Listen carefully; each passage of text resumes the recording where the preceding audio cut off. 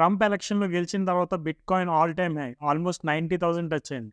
ఈ ర్యాలీని మనం నమ్మొచ్చా? లేకపోతే ఇది ఇంకొక బబులా? ఎవ్రీ 4 ఇయర్స్‌కి బిట్‌కాయిన్ హార్వింగ్ అనేది జరుగుతుంది. అంటే బిట్‌కాయిన్ మైనర్స్‌కి వాళ్ళకిచ్చే రివార్డ్ హాఫ్ అవుతూ వస్తదనమాట. ఇలా ఎందుకు చేస్తారంటే మార్కెట్‌లోకొచ్చే బిట్‌కాయిన్ సప్లైని లిమిట్ చేద్దామని చేస్తారు. ఈ ఇయర్ ఏప్రిల్‌లో బిట్‌కాయిన్ హార్వింగ్ అనేది జరిగింది. యూజువల్లీ హార్వింగ్ అనేది ఎప్పుడు జరుగుతుందో బిట్‌కాయిన్ ర్యాలీ అనేది చూస్తాం. కాకపోతే ఈ ఇయర్ ఎటువంటి ర్యాలీని చూడలేదు. బట్ పోస్ట్ ఎలక్షన్స్ ట్రంప్ గెలిచిన తర్వాత బిట్‌కాయిన్ అనేది భారీగా పెరిగింది. దీనికి రీజన్స్ ఏంటి? ట్రంప్‌కి చాలా పెద్ద క్రిప్టో ప్లాన్స్ ఉన్నాయి. ఫస్ట్ ప్లాన్ ఏంటంటే ఆయన క్యాంపెయిన్‌లో చెప్పినట్టు యూఎస్‌ని క్రిప్టో క్యాపిటల్ చేయడం అండ్ గ్లోబల్‌గా చాలా కంట్రీస్ యూఎస్ డాలర్ నుంచి డిపెండెన్సీ తగ్గించుకోవడానికి ట్రై చేస్తాయి. దీన్ని కౌంటరాక్ట్ చేయడానికి ట్రంప్ బిట్‌కాయిన్ రిజర్వ్స్‌ని ఓపెన్ చేసి డాలర్‌ని ఇంకొంచెం స్ట్రాంగ్ చేద్దామని ప్లాన్‌లో ఉన్నాడు. ఇవేం చేద్దామన్నా గానీ ఎస్‌ఈసీ చైర్మన్ అనేవాడు చాలా ఇంపార్టెంట్ రోల్ ప్లే చేస్తాడు. కానీ ప్రస్తుతం ఎస్‌ఈసీ చైర్మన్ యాంటీ క్రిప్టో.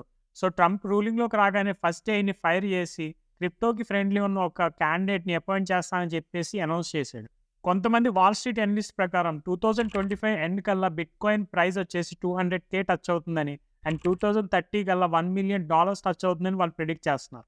ఇవి జస్ట్ ప్రిడిక్షన్స్ మాత్రమే. గవర్నమెంట్ తేబోయే రెగ్యులేషన్స్ బట్టి బిట్‌కాయిన్ ప్రైస్ యాక్షన్ అనేది చాలా ఇంపాక్ట్ అవుతుంది. సో, ఈ ప్రిడిక్షన్ గురించి మీ థాట్స్ ఏంటో కామెంట్స్‌లో మెన్షన్ చేయండి.